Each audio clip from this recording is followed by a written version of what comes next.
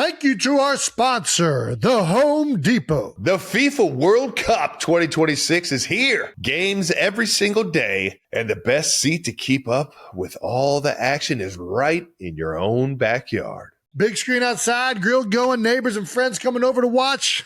Now that's how you host. As an official supporter of the FIFA World Cup 2026, the Home Depot's got what you need to get the backyard match day ready. That's right. Whether it's a projector screen setup, string lights, little patio furniture, the Home Depot will help you make your yard the go-to spot. And with fast, free delivery on over 2 million items, you can focus on setting up the ultimate backyard fan zone instead of making trips to the store. So, as we welcome the world to our backyard, get your home watch party ready with an assist from the Home Depot. To learn more, visit homedepot.com/FIFA World Cup 26. Jason and Travis are fantastic interviewers.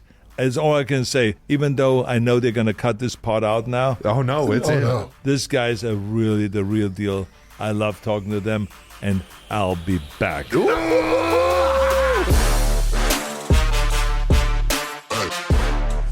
Welcome back to New Heights, ladies and gentlemen, presented by Wave Sports and Entertainment and brought to you by Buffalo Wild Wings. Let's go, Sports Bar. Just a little, you know what I mean? Very nice. We're your hosts. I'm Travis Kelsey, my big brother, Jason Kelsey. New Heights comes to you every single Wednesday. And subscribe on YouTube wherever you get your podcast. Follow the show on all social media at New Heights Show with 1S. And check out our official fan club at New Heights Show, also with 1S. We got an exciting show for you. Before we get to that, though, you can definitely still purchase your tickets for the live show at the University of Cincinnati, April 11th. Make sure you go to GoBearcats.com/New Heights. Head to GoBearcats.com/New Heights right now to get your ticket. And wherever you get your podcast, make sure you hit the follow button and all the fun, man. We're going to have some very special surprise guests at the live show. But let's get to this episode because it's about to be an all-timer. That's right. We got an all-timer guest, and I'll just pass this thing over to Jason. Listen, my heart is pumping right now because we have the king of pump. The king. The originator of pumping iron. Our guest today is 7-time Mr. Olympia, the former governor of California. Yeah. He has grossed an estimated $4 billion at the box office. You know him from some of your favorite movies like Commando, Hey-o. Predator, True Lies, Kindergarten Cop, Jingle All the Way. It's the goddamn Terminator. That's right. We got Arnold Schwarzenegger. Woo! Wow. Fire up, baby. Is that acceptable? That was fantastic. Let's go, baby. Unbelievable. As long as Arnie approves. I can't believe where's the baby oil? I need some. You're supposed to be oiled up when you introduced me. That's right. Yeah, exactly. That was great. That was really fantastic. Arnold, I cannot tell you the moment we found out you were coming on the show, just so much excitement. Oh, man. You were such a huge part of our childhood and what we aspired to be. So to have you on the show, it's like coming full circle for both of us. It really so thank you is, for man. coming on. It's truly an honor. Well, thank you very much. And I was so excited when I heard I was invited on this show because there is nothing that I love more than, first of all, talking to great athletes and also great athletes that are branching out and finding another thing to do and finding their other talent. Yeah. Because it's always great when you're a champion in one thing, right? In athletics, if it's boxing, if it's karate, if it's in football, or tennis, or whatever it is, bodybuilding, weightlifting, whatever it may be. But that always ends. Yes. Right? And then Yeah. no matter which, except maybe, I don't even know what sport, maybe dancing you can do until later on, ballroom dancing or something like that. But I mean, in most cases, it ends. Yeah. And so you have to think, what is your next move? And you have to create that vision early on because you start moving in that direction then. And so you guys are out there now. You started like last year or so. Yeah, You 2 started years with ago, this yep. podcast, and it's going through the roof. Thank you, I mean, everyone talks about it. It's fantastic. And two brothers. I mean, how great is that? It's been To crazy, have two dude. brothers work together and really kind of play off each other. And you guys are doing it so well. I've watched some of them. And, I mean, you're really talented. And you speak well. And you're full of energy. and you ask interesting questions, and you say funny things, and it's kind of all kind of mixed up together. No, but this is so cool, man. So I immediately, when they asked me to come on this show, I said, "Oh yeah, I don't even have to think about this because this guy's so talented." And you now I know you have now retired, right? Yep. And so that means you're going to continue on winning another Super Bowl. Hey. Well, of Fire course. me up. I mean, Fire me up, Arnie. What else? What else are you going to do, right? You're going to win another Super Bowl. That's what it is. As a matter of fact, why not another one after that? After that, so there should be no stopping in sight. Right? But you now, and this is maybe off the record, but no one is going to blabber out there anyway. He's probably here doing some interviews for movie parts. Oh, yeah. Don't you think so? Well, he definitely needs to be in it. Because I said to myself, there's something odd, because a lot of times you guys do the show where you are in another place and you were at another place, right? Yeah. And it's the split screen thing, which really works well. Yeah. But now you're together because you're in Hollywood. That's right. And Hollywood, so there's a baby. reason. So I'm not stupid, right? So I said to myself, there's a reason why those guys are out here together in Hollywood. I mean, and there's all kinds of interviews being scheduled, I know, for movie parts, for playing heroic. I was gonna say, you got any parts for us? No, but you guys have it lined up. You just don't want to give it away right now. Oh, okay. I know the way this Well, works. how do you pick the movie parts? Because the breadth of action to a movie like Twins with Danny DeVito, how did you know always to pick the movie that was just going to kill it? Like, what was that process? Well, to be very honest, I was not able to pick it all the time. Gotcha. Because I've had movies that went through the roof, like Twins or Kindergarten Cop and Conan and Terminator and those films. Yeah. But there were Legendary. other movies like Hercules in New York. I mean, they went in the toilet. I mean, went straight in the toilet. Yeah, I mean, okay, all so right. there was movies that I made like that made no money and went in the toilet. So you cannot always win. There's no such thing. And this is why, I always talk also about the losses, because you got to acknowledge the losses, because we learn not only from victories, but we learn a lot from our losses. Yeah. And, when you're down, Arguably and so more. how do you get Yeah. back up again, and how do you get to the next and and have a victorious kind of a movie? But I was very happy that overall I've chosen some really good movies, and that I was able, like you said, when you were pumping me up, and you guys were disputing between The Rock and Arnold, right? Come on And now. Hey, there's no dispute here. no, but there's a dispute because he was partially right, because The Rock is stronger now than I am. He has more muscles than I have right now. His movies they're doing really well. So there's nothing to be taken away from The Rock. But the fact of the matter is, my tail was between my legs as Let you the man walked in finish. here. There's something coming. But I'm very happy with the overall, kind of inventory of what I've created in show business. And I think this is the important thing, is to be able to go and to do kind of like a movie like Conan the Barbarian, where you expose yourself and your body's out there. And then you do a science fiction movie like, Terminator, and then you're number one in that. Yep. Then you go to do something like a comedy like Twins, and then you're number one in that in the box office. Just and checking you it gross, off the board. Almost $300 million. So this is a really great victory. Or then to go to like, for instance, with Netflix, to do Fuba, to go for the first time into a TV series, and then that being number one. So so I celebrate a lot of great victories, I have to say, with some defeats, no two ways about that. If it's in bodybuilding, I had my victories. In weightlifting, I had my victories, but I also had my defeats in bodybuilding and in weightlifting and powerlifting and all those kind of things, and in movies. So be it. And in my personal life. So I mean, you go through that and you have your ups and downs. Yeah, absolutely. You never put yourself in a box, though. That's what I always admired. You were never like nervous or seemed scared to like jump into a new world, something that you weren't known for. And I think that is the biggest thing that I took out of like just your overall professionalism in all sports, entertainment, politics, is that you always found a way to relate to people and show people that you could do it. Well, yeah, I love challenges. Yeah. And I think that you guys too. Yes. I think that God, you man, I must, love because otherwise I love the hardest challenges the too, stuff man. The that ones you that really guys get do you. is like really, really challenging. And so I love challenges. I love when someone says, "Oh, this is really risky, Arnold, to do Twins," because the people love to see an action movies, but I don't know if they will go for it that you're in a comedy. Yeah. And of course, I said, okay, so don't pay me. I said, don't pay me, just make me be part owner of the film. And who had the last I laugh take with the that? risk, just like you take the risk. Yeah. And sure enough, I made more money on that movie like in any other movie. Oh, yeah, ever. bet on Because yourself. exactly. That's right. So that's what I did. But I mean, it worked. And one of the things that I talk about in my book, Be Useful, Yes. is don't listen to the naysayers. I mean, how many times have you said it's impossible? You're not going to do that, right? Yeah. We heard this our whole Fires life. me up, man. And so I remember when I ran for governor, they said, Arnold, they're going to eat your life. I mean, this is so dangerous to do that. Yeah. I mean, you're going to throw out your movie career, and you're going to go in there, and they're going to belittle you, and the press is going to be all over, especially you're a Republican, and running in a state like California that's a liberal state, and it's going to be horrible. And I said to myself, hey, I see myself as the governor of California. Yeah. I know that I can do better than those idiots up in Sacramento.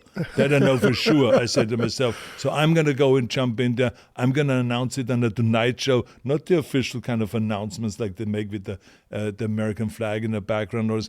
I did it on the Tonight Show to throw everything off a little bit, right? Yeah. I went in on there and announced Rock the it. boat, baby. And from that point on, 2 months later, I was governor of the state of California. So I mean, about so that? you cannot worry about those things. You got to go all out. It's now or never. I mean, so I always go all out, and I try different things. Like this book. I mean, I never saw myself as a motivational speaker or someone that writes motivational books or self-help books and all that stuff. But I've been asked. I said, I don't want to do this book because we have heard your speeches, and I said to myself, yeah, I think that this could be number one. Nice. What I have to say. And then when it came out, I mean, for 6 months, it has been on a bestseller list. I mean, think about that, for 6 months. So everything is kind of, I go for number one. That's what I do. Like with the commercial. I mean, What else think are we about it. playing We did for? the Yeah. Super Bowl commercial, Yeah. right? Number one, bang. It was number one. USA Today had that survey, number one commercial. So I love those things, even though this is not the business I am in to do commercials. But I mean, Joe Namath. Joe Namath. You remember Joe Namath? Absolutely. From way back. So when I came to this country, I was so jealous of him. Why is that? Well, because in bodybuilding, I had to go and do bricklaying jobs. I made no money in bodybuilding. Yeah. There was nothing. There were no sponsorships or anything. And Joe Namath was on television, this great football player. And he was on television, and I'm watching TV, and I'm seeing him with advertising and endorsing pantyhose. And I said, are you fucking kidding me? This fucking guy is the number one football player that everyone watches in America. Everyone is watching football and baseball, and I'm in a sport that no one watches, and this is like a subculture kind of a thing. You hear that, Patty Mahomes? Pantyhose, baby. Patty's panties. This guy That's is what's coming up known. next. This guy is known. Oh, look how handsome he looks. Look how beautiful he looks. Then he's on all the covers of the magazines.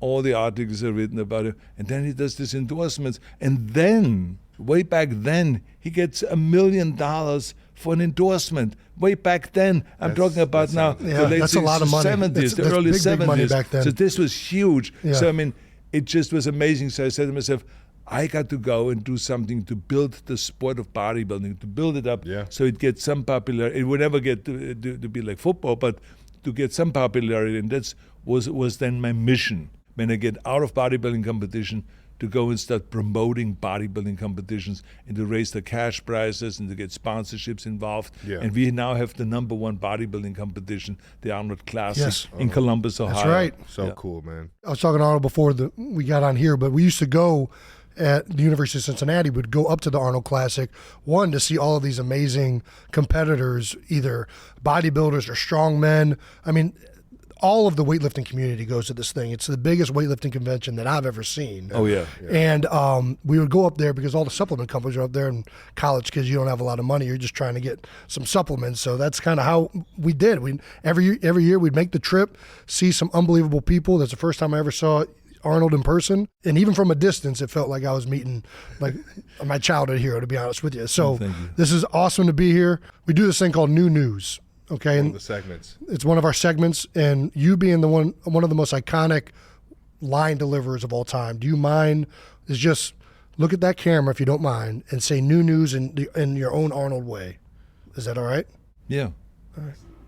New news. Yeah! We had a feeling it'd be electric. We had a feeling. Don't turn off when I say new news.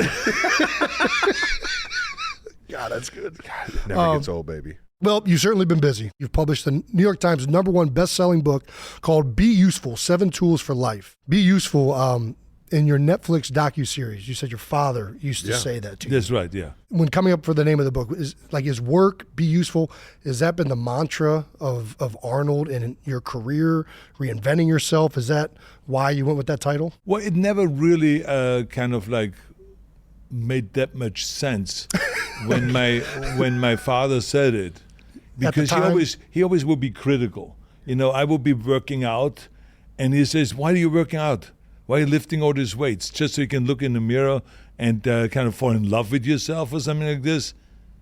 You can get strong by just being useful." I said, "What do you mean?" He says, "You could chop wood for the neighbor. This is this woman, she's 80 years old. She cannot chop wood herself. She cannot shovel the coal when the coal is being delivered for her oven. She cannot do it herself. You can do it." And then they get strong at the same time, and you're doing something that is useful. Yeah. So be useful. So it was always be useful, be useful, be useful. And so eventually what happened was that it was the thing that motivated me the most. I heard this voice at 5:30 in the morning, and I had to get up because I felt like, well, I'm lying around in the bed. I mean, America, for instance, was not built by people lying in bed and sleeping in or something like that. No, this was made by people that worked hard and that were useful. Yeah. Yes. And so I have to be useful. I have to get out of bed. I have to go and work out. I have to go to school. I have to study. I have to get smart. I have to get better in whatever it is. So it really was helpful for me eventually because I heard this be useful all the time. And so I said to myself, when I wrote this motivational book, I said to myself, I'm going to call it Be Useful. Yeah. What are the 7 tools in the book? I'm retired, and I'm kind of... Jason, that's the point of reading the book. I'm going to read the book, but I'm going to get Cliff Notes first, all right? I'm going to figure out the quick edition. I think that the book basically was written because there's just so many people that like to be successful but are not. I mean, when you think about that 78% of the people in America hate their jobs. Yeah. I mean, that's terrible. Yeah. That's really sad, you know. And the reason why they hate their jobs is because they never really followed the first rule of the book, which is kind of have a clear vision. Where do you want to go in your life? What do you want to do? What are you really passionate about? I mean, you guys found out early on that you're passionate about football. Yes. So you went all out, and that was your vision. And now your new vision is to go and make this explode, you know, the podcast, and then to get into movies and to do broadcasting for networks or something, whatever it is, in whatever direction you go. Yeah. But you have new visions. And that is the most important thing, because otherwise you would not know where to go if you don't have a clear vision of where you want to go. Yeah. And so I always compare it to an airplane. You can have the best airplane in the world, but if the pilot does not know where to go, eventually it's going to crash. Oh, yeah. He's not going to land anywhere, right? And that's what happens a lot of times to people in their lives. They crash and they're unhappy and they don't accomplish their goals, so they don't know what their goals are and all of this. So what I'm talking about here at great length is how do you create this vision, and how do you have a vision, and how you have to turn off your iPhone and your phones and your computer and iPads and everything, all the machines, turn them off. And just start thinking about what is it that you really want to accomplish in your life. What do you want to go? What makes you happy? And so a lot of people don't know, because I know, because we have the Schwarzenegger Institute at USC, and I ask students all the time, I said, what do you want to be? And they, well, if things go well here, I said, no, there's too many R's. I said, what do you want to be? And they cannot come up with a clear answer. Right. So a lot of people don't have a vision. So that's why I say the most important thing is to have a clear vision. The other rule that I talk about is work your ass off. There's too many people that think that you can do it the easy way, or there is a short cut, or there is a magic pill of some sort. No. you got to work your ass off, no matter what you do. That is the Yes. magic If pill you're in the right media there. business, in the movie business, in the acting business, if you're an athlete, you have to work your ass off. So I talk about that at great length, that how important it was for me to learn this very early on in life when I was in Austria. Yeah. And then when I came over here to America, I was working out 5 hours a day with weights to win my world championships in bodybuilding. But at the same time, I went to college. Mm-hmm. At the same time, I worked as a bricklayer, hours and hours every day. And at night, I went to acting class. So I did all of that. I literally used You're the talking about working. entire 24 hours and only slept 6 hours, and the rest of it, I worked my ass off. Yeah. So I talk about that. There's no shortcut, that you have to work your ass off. Here's another one. Don't listen to the naysayers. Yeah. Because as we talked about earlier, it is the worst thing you can do, because everyone always comes. I remember when I was like 15 years old and I said, I want to be a world champion in bodybuilding. I want to be like Reg Park or Steve Reeves, those guys on the screen that were doing Hercules movies. I said, I want to look like them. I want to win the titles like they did. And they said, yeah, sure, Arnold, sure.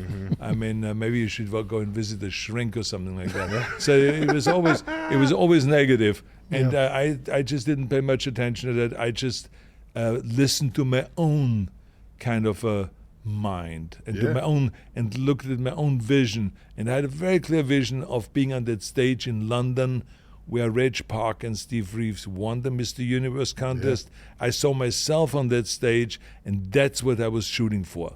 So every rep I did, I was getting one step closer to that vision. Yes. And that's, I was like, I didn't have to discipline, because a lot of people think that you have to discipline. No, if you have a clear vision, you don't need to discipline. You just have to go for that vision. And every rep you do, you enjoy it, because you know you're getting one step closer. So I was always smiling in the gym, having a great time, because I knew why I was You knew where doing you those were reps, going. Heck why yeah. I was lifting these weights and doing all this bench press and the chin-ups and the sit-ups and all of those kind of things, because I knew what my vision was. The same was in the movie business. I knew that when I was finished with bodybuilding, I'm going to get into the movie business. I had a very clear vision to be another Reg Park or another Clint Eastwood or Charles Bronson or any of those guys. And there was no way that anyone could talk me out of it. Yeah. I mean, that even though they said, you have an accent, no one ever became a leading man with an accent.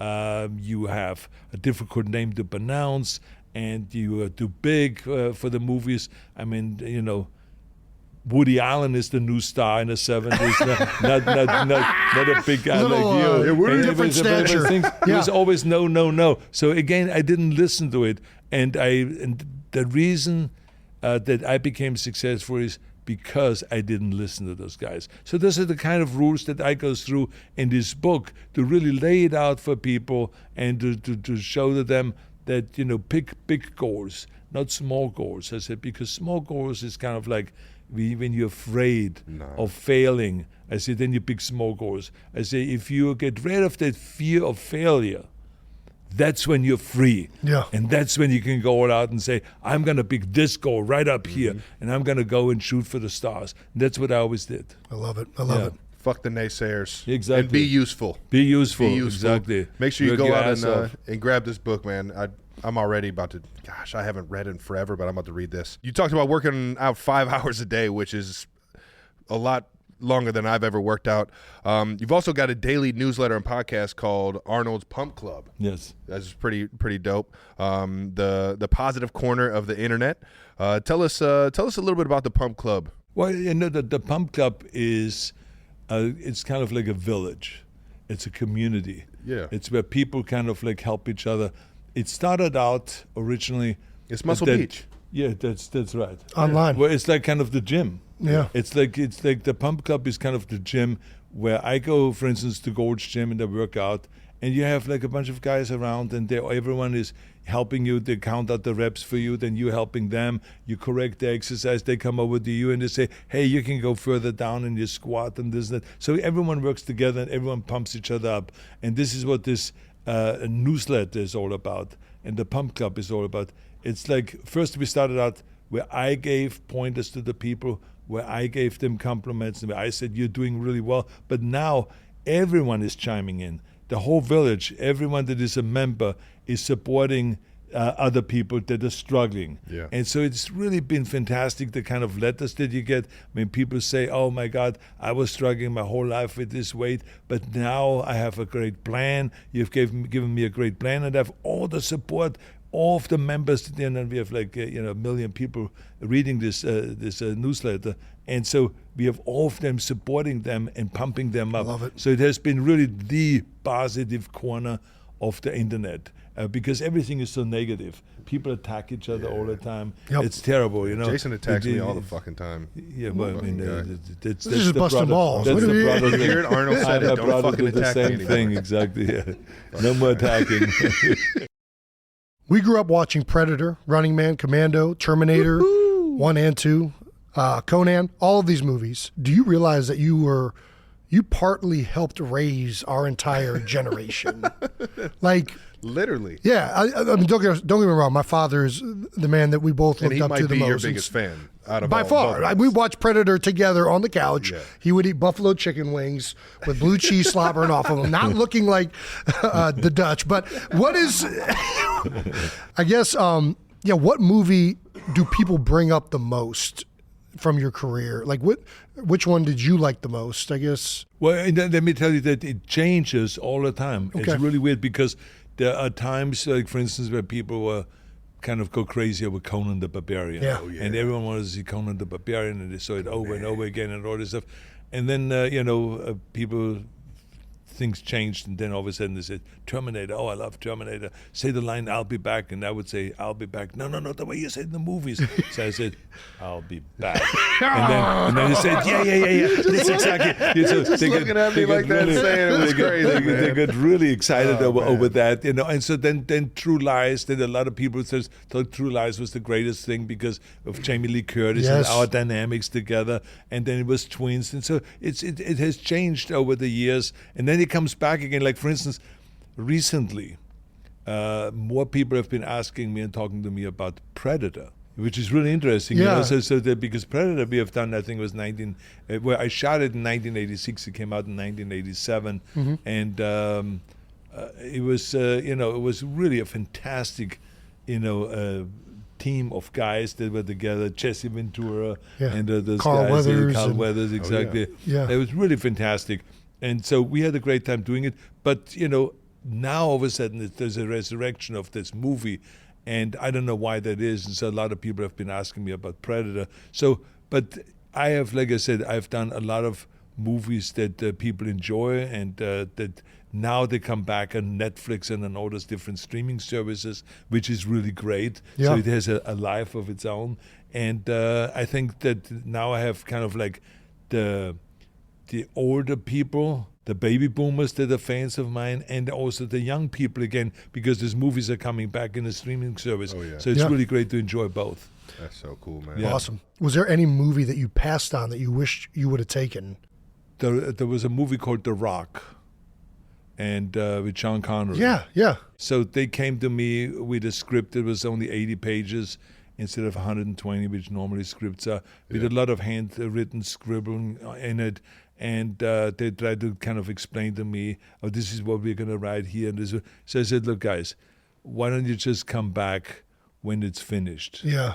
I said, this is half-baked. And I'm not going to make a commitment. I said, and I have 3 movies lined up already to do in the next year and a half. So I said, I'm going to be busy anyway. And so they then left, which was Jerry Bruckheimer and Don Simpson. They left, and then Nicolas Cage got the job. Got it. Got the part, and they went to him, and he took it, and the way the script was, and then they did fine-tune the script and did a great job with it, and the movie was fantastic. Yeah. Even though I was not in it, but Nicolas Cage did a fantastic job. Sean Connery was great. The directing was great. The writing, everything was really a straight 10. So I mean, I really enjoyed the movie. But there was one movie, for instance, that I thought I wished I would have taken. But I mean, I just couldn't take it because it was not yet written. Because they always say what's not on the page is not on the stage. Yeah. So you got to be very careful always. And that's also an advice for you guys in the future when you get offered movies. Just make sure that it is written well, because when they say to you, it says, well, we're going to have great special effects and you will not believe the kind of things we're doing. And we have this great director and we have this and that. We're going to straighten all this out. Let's see it first. Yeah. Let me see the pages first. Let's see the rewrite first and all that kind of stuff. Because you want to be in something good, not right off the top, something that is not good. You know? So because later on you never know how it's going to end up. But so this is just advice for me to you, that you always kind of look for well-written scripts. That is the key thing. Got it. And great directors. I mean, when I think about my career, wouldn't be what it was and what it has been if it wouldn't have been for John Milius, who directed Good Conan. coaches, man. Yeah, and or for exactly, show you the or way. like Jim Cameron. Yeah. I mean, think about Jim Cameron. I mean, what a genius director! I did Terminator 2 with him, True Lies with him, and then he went on to do Titanic, and then the Avatar, and all of this stuff. I mean, he literally made some of my favorite movies of all times. Yeah. Or Ivan Reitman, who directed Twins. Or John McTiernan, who did Predator. So these are really extraordinary directors. They made me shine because they were great directors. Always shining light, man. Yeah. You're always shining light on everybody. Is there a modern day Arnold? Like, who are you a fan of right now in that world? In the action genre? Yeah. I think I'm a fan of The Rock. I think he's fantastic. me too. He's really good. I think Solid. there's the Reacher.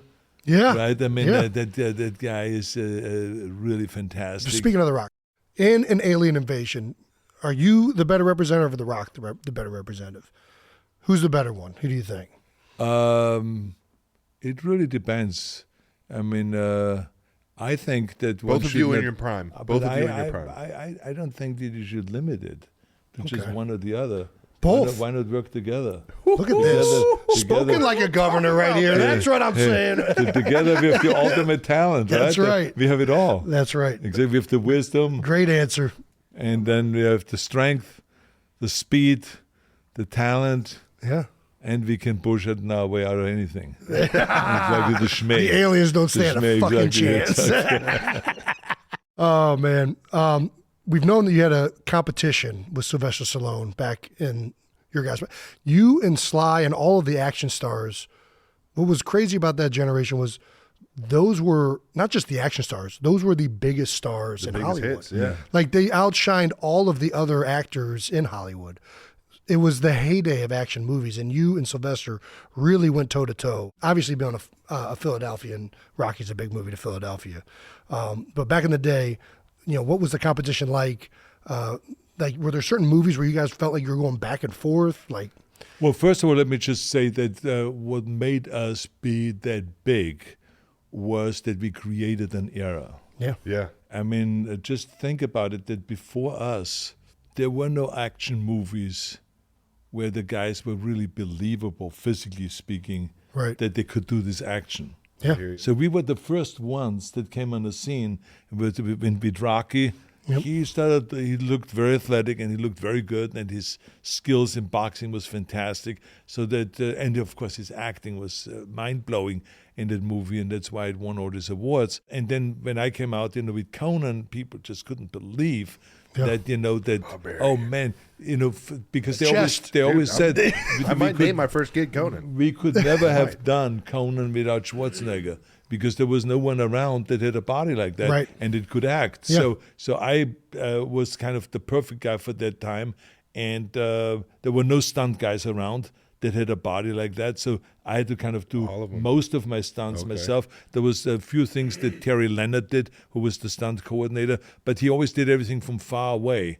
And we had, this camouflage paint they had on it. Yes, Conan. yeah. And so they painted him up like that, so he looked somewhat like me, right?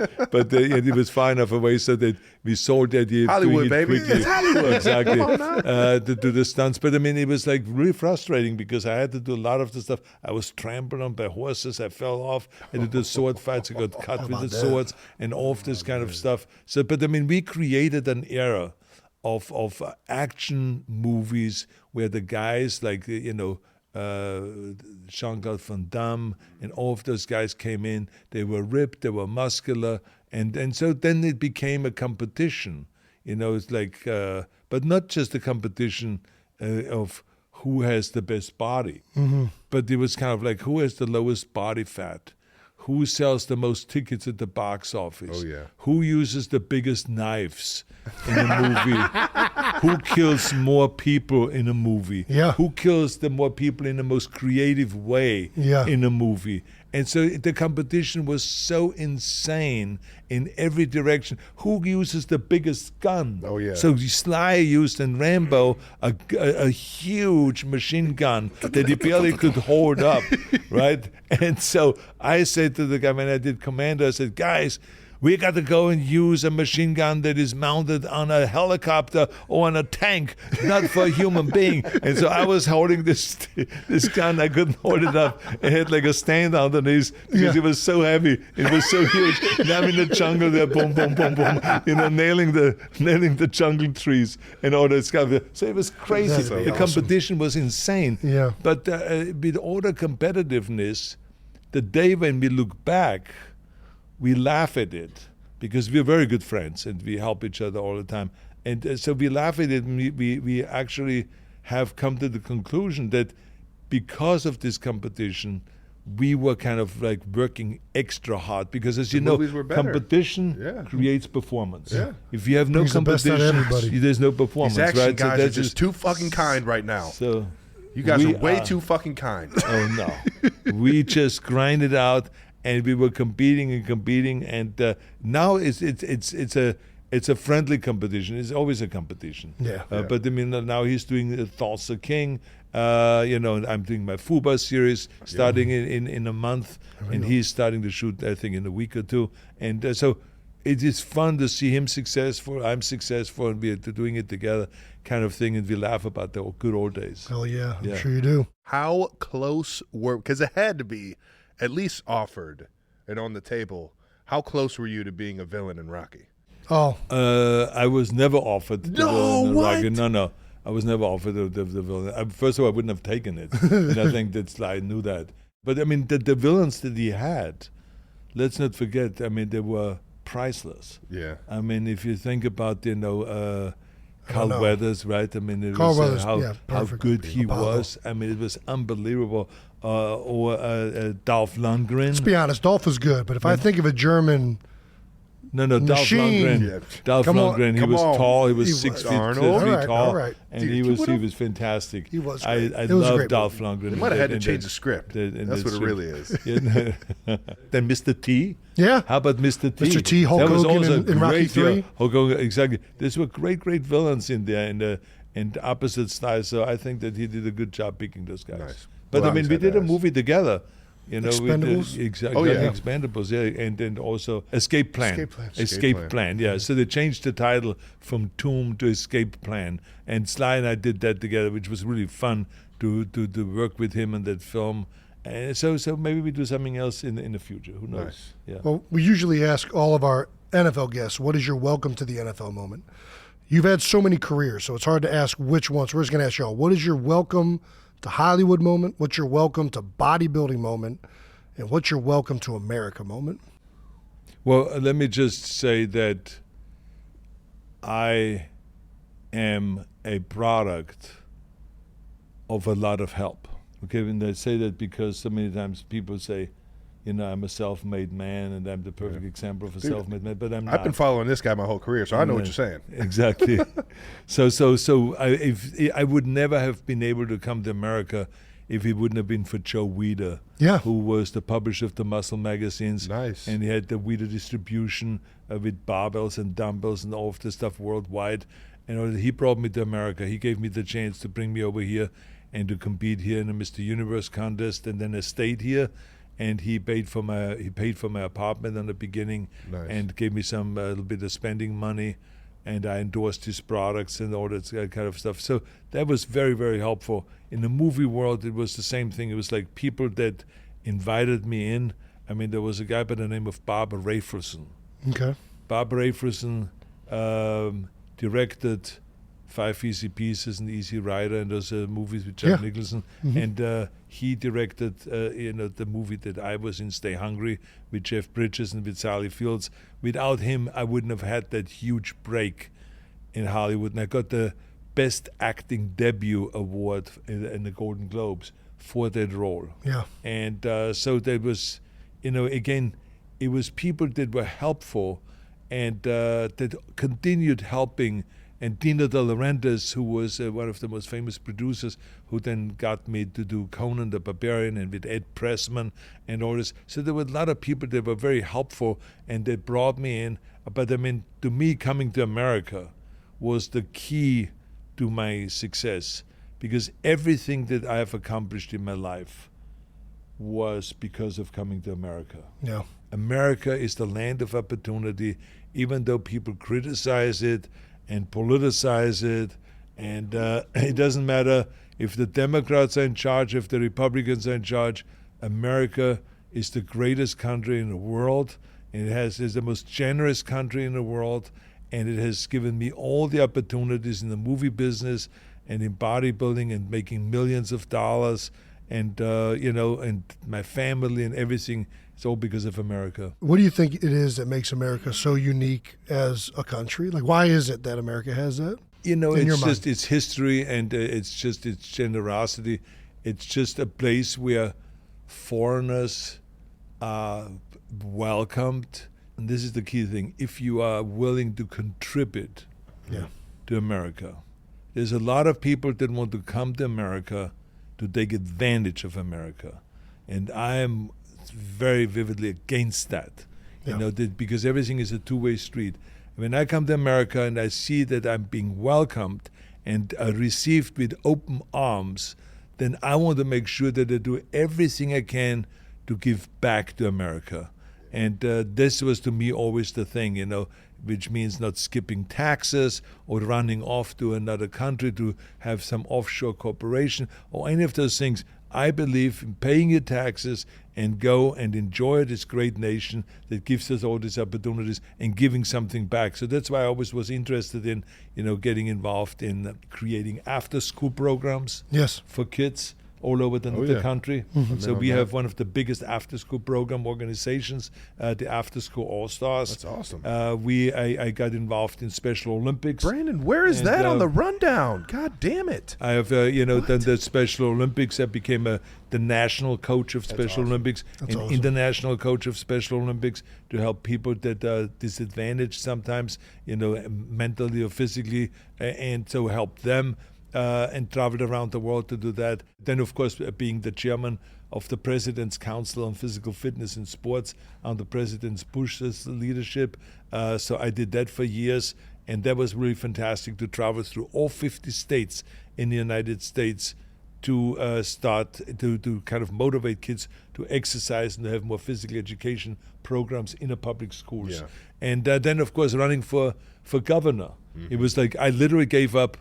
At that point, I was getting anywhere between $20 and $30 million a movie, and I was doing 2 movies a year. It's not bad. And I gave that up pretty good to run for governor and to be governor for 7 years, not to take the salary. Yeah. Even that, they offer you $178,000, which was like petty cash, right? Well, I said, I'm not going to take it. I'm not going to take that. I said, give it to people in California that need it.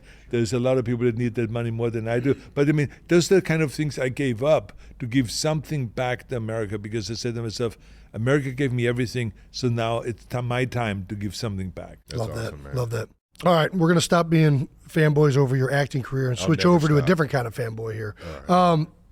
Andy Reid always tells Travis, you lose your glutes, you lose your game. As a 7-time Mr. Olympian and the most iconic weightlifting, but bodybuilding individual of all time. What is the key to building up your body in your mind? Like, I know that it's more complex, but what are a few things that our listeners could take away? And like, if they wanted to become more happy with their physique, get pumped up, what are the few keys that you give them? The most important thing, and I was very fortunate that I started in a weightlifting club. So we were not allowed to do bodybuilding exercises until we have proven that we have done our training for weightlifting, for Olympic lifting. So it was the 2-arm press at that time. Now they don't do that anymore. Then it was the 2-arm clean and jerk, and the 2-arm snatch. So those are the three disciplines that we had to kind of practice. And then on top of that, I practiced also powerlifting. Yeah. The bench press. There was like actually 4 disciplines. There was the bench press, then there was the squat and the deadlift, and also the cheating curl. So Cheating the curl? cheating curl, yeah. That means you're swinging it. You're swinging. So, Yeah. so it was understood you swing, but you had to get it up there. You know? So there was like, so those were the 4 kind of disciplines. So we had to practice that also. And when that was done, then you could go and do some chin-ups and do some incline bench presses or some flies or some pullover Focus exercises on and specific. curls and stuff like that for bodybuilding. So that was the deal. So I was lucky because in weightlifting you do the very basic exercises, the deadlift. Yeah. So that's why I went all the way up to 710-pound deadlift. God damn. And then It's a house. the bench press and the bench press. So I did all the basic lifts, bent over rowing, you know, the squats, the bench press, the incline press, all of those things, that the squat, that were very, very important to build the basics of the body. Compound movements, Because big movements. then when that is done, and you have deltoids, and you have pectoral muscles, and you have a huge chest and lats and the back, now you go and start chiseling away, because now it's about the perfection. Do you have enough upper lats, lower lats, and rear deltoids, side deltoids, front deltoids? Is there a split between the pectoral muscle and the front deltoid? Is there a split between the trapezius and You're the going through the and- entire anatomy of the body right No, but now. I mean, it's you have to know This is all of cool, that. yeah. That You is have the to. most important thing, because there's an exercise for each part of your body. Yeah. And so when you know, how do I go and create a little bit more of that rear deltoid? How do I create a little bit more of the serratus that separates the latissimus from the pectoral muscle? How do I create a little bit more of those intercostals that separates the abdominals and the side to the obliques? And all of those kind of things. When you know those exercises and know those machines, that's what makes you then sculpt the perfect body. Yeah. Or as perfect as we ever can get. You know, no one ever got perfection, but I mean, as Just perfect as you 7-time can champion. get. Yeah, but- Yeah. But so that's what it is about. It's knowing that, studying it, and then also knowing the nutritional part, because you got to realize that the body needs protein, it needs carbohydrates, it needs fats, but what is the balance? So that is also very important, that you figure out not what is the rule out there. So that's important to know what's the rule, but that's not the only thing that's important. You got to figure out also what is it that is working for you. Right. Because what works for you may not work for you. Yeah. You see what I'm saying? So people try to copy each other. That's all good. Of course, I copied my curl because someone else did the curl in orders. But then I had to figure out, what kind of a curl do I need to do to get that peak on a bicep? What did I need to do for my calves, for my outer calves? So everyone is different, Everyone's different. and everyone has to therefore train a little differently. Yeah. But I like, Jason does a lot of what is it? You're vegan. Jason's real vegan. I always was out on vegan. I never thought. I did it 1 week, couldn't do it. I needed way more protein other than beans. Have you ever gone vegan? I have cut down my meat intake by around 70%, and the one that talked me into it was Jim Cameron. He's Talk about- vegan, 100% vegan, and he has tremendous energy. And so I think it works, because when you get older, then doctors always would tell you, especially if you have a heart condition, so they will always tell you, I said, look, cut down on your meat intake, cut down on your meat intake. And so I did. I started, just eating mostly vegetables, and at night having a soup or some cucumber salad or something like that, rather than having chicken or having meat or steak. But I still love my steak. It's pretty I hard to still quit. go out there and every so often make my barbecued steak. I still, when I go to Austria, eat my Wiener Schnitzel. Ooh, oh man, yes. the breaded Wiener Schnitzel. Schnitzel? Are you kidding me? The breaded Wiener veal, the breaded veal. Yeah, it's fantastic. I I've only love had that. the chicken schnitzel out there in Germany. I went to Frankfurt this year. That's for a also game. good. Chicken It's a good schnitzel is one, also yeah. it's very, very good. Smacking. Yeah. I'm in the process right now. I'm retired. I've played my whole career at 295. I'm trying to get down to 250, 260. My goal is 2 pounds every week, lose it. Because I want to lose it, but maintain my muscle mass. Yeah, yeah. And I'm trying to monitor my protein, my carbs, my fats, and make sure that I'm hitting at least 1 pound per body weight. Is You're that showing off right Are now. these? Well, I'm asking. Is this like Showing off. the model? Because I'm Well, trying to. the most important thing is that you slowly kind of decrease the body fat Yes. and increase the body muscles. Right. So you just switch. It doesn't just have to do with the weight. Yeah. Yes, of course you want to reduce weight because it's much healthier and you're much more agile and much faster. You can do more and all that kind of stuff. You're much more energetic. But you want to slowly decrease the fat and increase a muscle mass. Yes. That is the key thing. And so with the exercising and with the machines and the weights and all of that stuff, you should be able to do that very easily. All right. And I know that you have lifted some serious weights. Oh, yeah. And your best squat is what? It's like 700. Some. I haven't done it in a long time. yeah, but I mean that's Yeah. some serious weight. I Yeah, mean, yeah. So you're talking about My body would break. Don't even look at me. No, but I mean you guys, both of you lift a lot of weights, and so it should be easy to go and do. You don't have to lift heavy. Yeah. That's the key thing because remember, at a certain age, you start getting into this wear and tear of the joints. So it's Counterproductive. unnecessary because you're not competing. Right. So it's unnecessary to go and try to outdo the lifting and all that stuff. I'd rather see you doing 12, 15 reps an exercise Band and doing workouts. it as strict as possible and to do many, many reps and many sets and to do it the right way and to gain the muscle size rather than to just torture yourself and to have injuries and all that. That time I'm in should on be that. over for you. We're Yes, smarter than yes. harder, man. Yeah. Let's do no dumb questions. What happened here? He was the parking attendant out there. Just when I came in, this is like wild.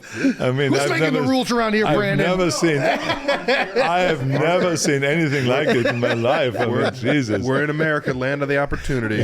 Go straight from. All right, now let's get to some no dumb questions, and a very special edition of no dumb questions because we arguably have the smartest man answering these no dumb questions with a bunch of dummies. Me and Jason, obviously. No Dumb Questions is brought to you by Lazy Boy, my favorite recliner. Join the movement to take a moment on the most comfortable furniture out there. Long live Lazy. In a recent interview, you said you learned about the rules of American football through your kids since they watched and played growing up.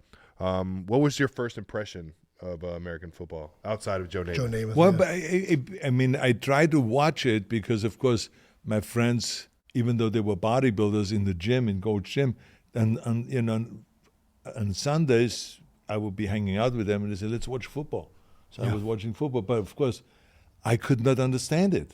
It's a little So confusing at first. imagine that in soccer, you never stop. Yeah. And in football, they stopped all the time. And then somebody said, why are we stopping It's the again? best thing ever. So I said, what the hell is going on here? And why are we stopping? So catch your then, breath. when then they started explaining me some of the rules and all this, then it started making sense. But when it really made sense was when I had kids and my sons were heavily into football. They were playing football also in elementary school and then also in high school and all of that stuff and loved it. And so we, of course, had to watch football. It was the things that we did always together. That's awesome. And so I said, wait a minute, why is this guy saying that this was not allowed? I mean, all he did was just held on to his gear and didn't let him run. No, he can't do that. I said, yeah, but then the All he other did guy was take his helmet off. The other guy is I've been saying for years, they ripping should- this guys and hitting him in the head with the and they're crashing together with the helmets and the guy's passing out. That's I the said football that's I okay. know. That's I the said, football I that know. doesn't make That's any. right. So anyway, it was things like that. need So that they back. explained it to me step by step, and the kids. I tell you one thing, I learned very quickly how much that your children love to educate the parents. Because we always say, don't do this, do that. No, you're wrong with the math. This is the way it is. The spelling is wrong. You write this again and all this. We always try to tell them what to do. Yeah. So now all of a sudden you go, but it was not kind of like meant to be like that. But I said, Patrick, what happened here now? Why? So then he explains it, and I said, "Oh, that's why."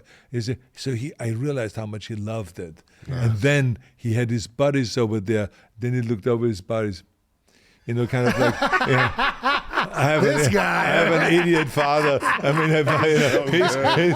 you have to understand, guys. He's from Austria. Oh, man. Okay, it was all this eyeing around and stuff like that. But I mean, I learned the game, I learned the rules, and then later on, around 10 years ago, I fell in love with Heather, with my girlfriend, who is a physical therapist, who treats a lot of the football players and boxers and UFC fighters and basketball players, and she is really a fanatic about sports. Nice. And especially about football. So now I'm sitting with her, and she's explaining if I have any questions. Here we about go, the whole Heather. thing. Here we So go, Heather. it never stops. So anyway, so this is really what has happened in the last few years. You had to have been asked to play football at some point, though. No, I've never been asked because I tell you why. Because people have known my drive and my clear vision in bodybuilding. Because I've been invited by track and field guys, Bruce Channer and all those guys that were training for the Olympics in the 70s, to come in the field with them and to throw the javelin and do the shot put and all this stuff. But I mean, I've never really been invited to play football or anything like that. But I like I said, I always loved it. I was always mesmerized of how it can be so popular and how people can get into it and drink and eat and this and that. It becomes kind of like a fest. football, It was baby. like it's really fantastic. Yeah. So culture. I learned I learned that whole thing watching my kids, kind of digging it and just having their friends over, and how this was kind of the early stage and how that continued on until the day. Well, that's exactly how it started for us. Just sitting there watching with our dad and enjoying those games. If you ever want to come see some good football, baby, you're more than welcome to come on over to Kansas City. Yeah, do you have a team that you roll the root red for? carpet out? When you live here, then you root for teams The from Rams. here, Yeah. from maybe the or Raiders. the 49ers or whatever it is, So, but I mean, whatever. But I mean, I always say that if you watch the best, no matter what it is, what sport it is, if you watch the best,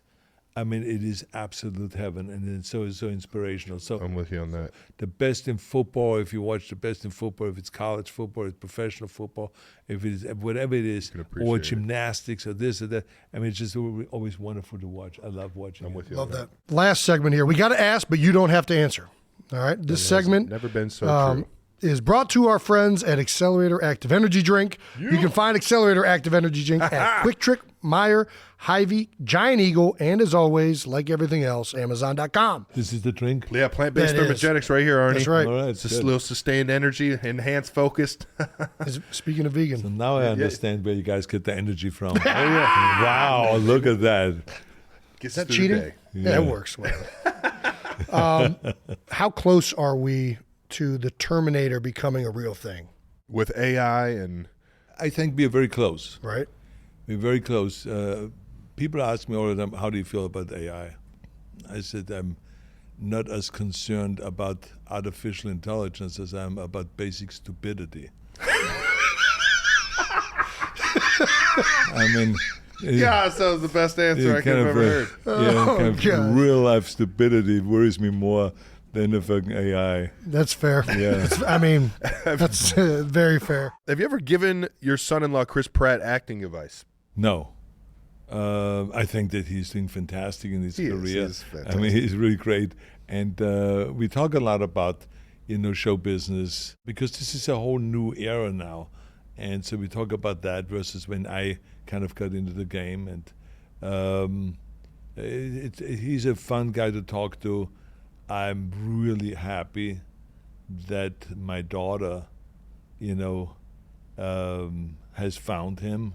Yeah. Or that he has found her, or they found each found other. each other, yeah. They found each other, whatever. But I mean, it's because they really fit really well together. Nice. And they just look wonderful together. They're so in love with each other.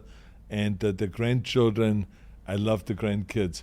I mean, she brings them over on the weekends on Saturday. Yeah. And then, I have, of course, the animals. Oh, So yeah, it's the easy donkey. for me to Donkey. be a granddaddy, right? So I say, kids, you want to help me feed the animals? I said, let's go and feed Nelly, which is my pig. And okay. and the pig is now, I got it at the pig when it was like 16 pounds. Now it's like 100 pounds or whatever. I mean, I don't know what happened, but I think someone fed it. Bodybuilding. Someone fed it too much. Bodybuilding. It's the Getting power fed every lifting. Saturday. It's the powerlifting. So now they're feeding Schnelli, and they teach him how to put it in his mouth and all of those kind of things. Then they go over to the stall with me, and they bring out the the miniature donkey, Lulu, and Whiskey, the miniature pony, and then they feed them, and they bring apples over and feed them and all this Arnold, stuff. how did you get into owning a miniature pony? Well, it's Heather gave it to me. The miniature nice. pony. There we go, Heather. Nice, Yeah, Heather. no, not the pony is actually Catherine's, but the donkey Heather gave me. Okay. And so what happened was Catherine had this pony, and then all of a sudden when she started getting interested in boys, all of a sudden the animals were out. Yeah. She didn't pay any attention. So I saw this pony down at the stall below where I live, in some public stall, and then with other horses and miniature horses and stuff like that. And so I said, well, I'm going to bring it up to my house because it's stupid to have this miniature pony down there and doesn't get any attention. Oh, I want to nice. just have it walk around in the house, come into the house and stuff like that. So, Of course. So anyway, so that's what I did. I had this pony, and that's just it walked around the house, and I fed it, and it was always fun. And then Heather said, she needs a companion. So then Heather got me the miniature donkey. And so now I have Lulu and Whiskey. So the Whiskey is the pony, and the donkey is Lulu. And so they hang. But the question really, so when you should see that. When they all come in the morning, I mean, it's like the donkey is in there, the pony is in there, the pig is in there begging for food, the 3 dogs are in there, everyone is sitting there on the floor and is waiting for the cookies because we're making these oatmeal cookies that have no sugar in it. It's just like honey and some oatmeal is in there and a few things like that. So I'd be waiting on very, those things very too. healthy. Yeah. And so we feed this to the animals, and they just sit there. And they do anything you ask them to do. Yeah. If they get a cookie, There with food, as you know, with animals, with food, you can really kind the of number one right there. Yeah, make them do anything. So anyway, when Catherine comes over with her kids, and they play with the animals like for hours, they just love it. They just love it. And can they pick up Cherry, which is the little dog that I have, and so then Lila picks up Cherry. And then Eloise picks up Cherry, and then I want to hold Cherry. Can I sit on the donkey? Of course you can sit on Lulu. Then I put on Lulu. And this is how it goes. So they're having a great time. That sounds like a Love good time hearing to you me. talk about it, man. You can tell it's fun. In your professional political opinion, obviously, Governor of California, we've been talking about it. Jason, how far away? Do you think he should Why are run you for asking this? Governor of Pennsylvania? Look, I mean, he's got it all, right? Yeah, but it has to be in his heart. That's right. Yeah. So he maybe has the right combination. He has the most important thing. Number one is name recognition. So of course he has that. So then, but the second most important thing is you have to be passionate. You have to really say, I see myself as the governor, like I did. I saw myself as the governor, and I was absolutely convinced I can do a better job than the politicians did. Because I said to myself, because they always say, oh my God, Schwarzenegger doesn't know anything but politics. I said, well, wait a minute. I say, we have warehouses of politicians, of experts up there in Sacramento, and look at this, we have a $34 billion deficit. Yeah. I say, you should be ashamed of yourself. That's what you know? I say, I know better. I say, I would not spend money I don't have. Yeah. That's as simple as that. So there were certain things like that I've just felt very strongly, and that people elected me because of that. And so it depends, if you are into the public service thing or not. Yeah. If you are, of course you can win because you're an imposing figure, you speak really well, you're very clear, and all you have to do now is just convince the people, I'm the man. Which I'm they the already man. know you're the I man. can make I this say we just state. start with the mayor. Don't get me start pumped with up mayor right of now to go Philly, do this. No. Right, I got And a then clear work the vision of my governor. career Forget right the mayor. now. Philly. Forget the mayor. Yeah, fuck it. No, forget the Forget mayor. the mayor. Forget the mayor. Don't get They said to me disrespected. the same Oh thing. You my should run gosh. for mayor first. Folks, no, but- he's a governor. You go for governor Yeah. and then president. You're born here. You're born here. Arnold Schwarzenegger is president. I mean, is that not? I'm going to the White House. I'll steal that thing and change it. We would have the Super Bowl on the south lawn of the White House. That's what I'm talking about. That I can guarantee you right now. Kennedy used to, when he was president, he used to have sports events right in front of in the south lawn of the White House. That's so he had, cool, the man. fun baseball games and tennis games and football games. They all were playing there, doing some sport or the other. That's why when I became the chairman of the President's Council on Fitness, I then went and talked President Bush into having the Great American Workout on the south lawn of the White House, and we had it every Brandon, beginning of the May. Where is this on the rundown? God, that is so freaking cool. That's why I tell you this stuff. That's right. This is all secret stuff.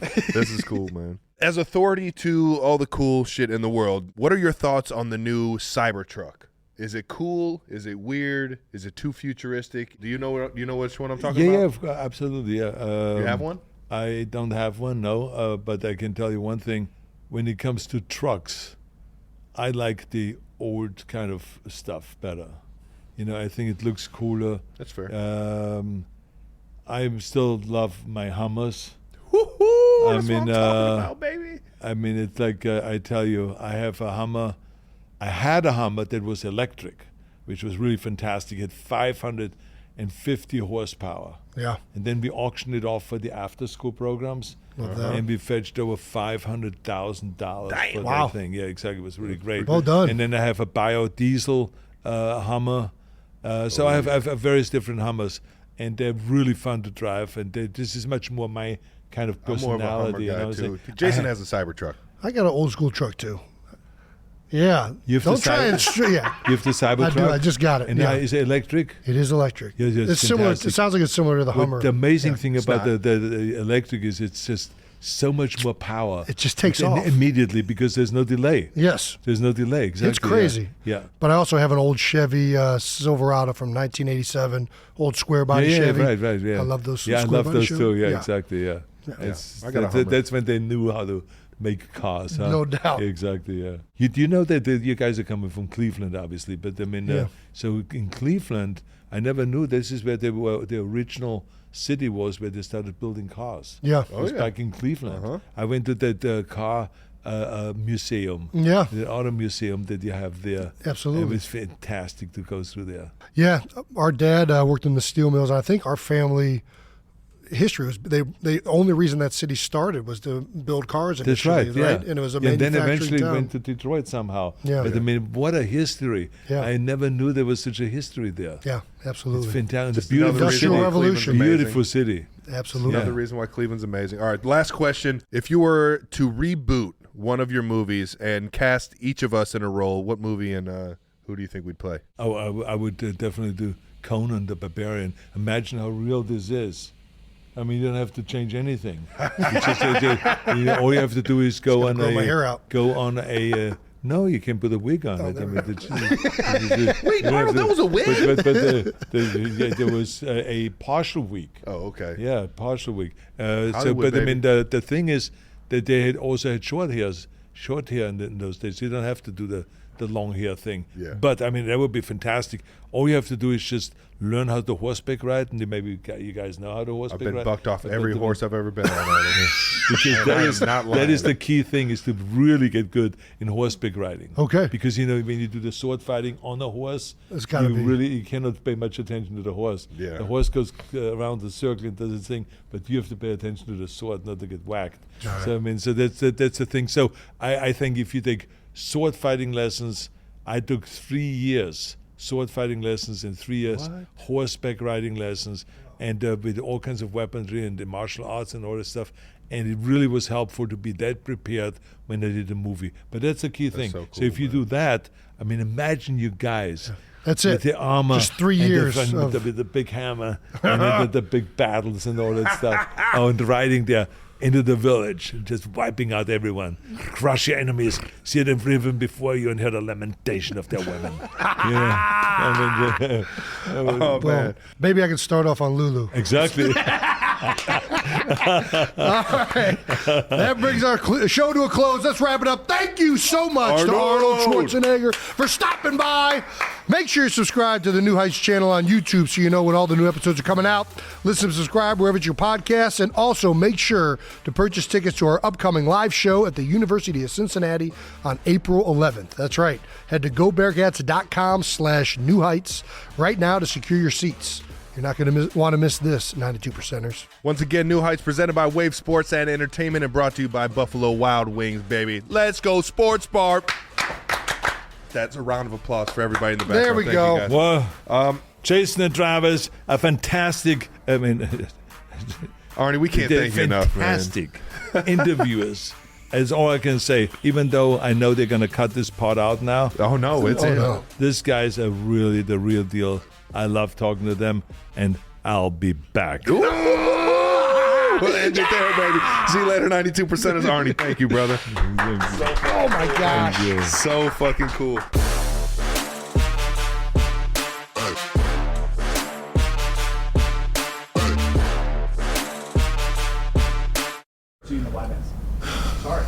He was in a shot. He was. What kind of an angle is that? With that camera over there. Okay, yeah. And why did you do that? I mean, did Sly send you? Yeah. Oh, yeah. Start it up, baby.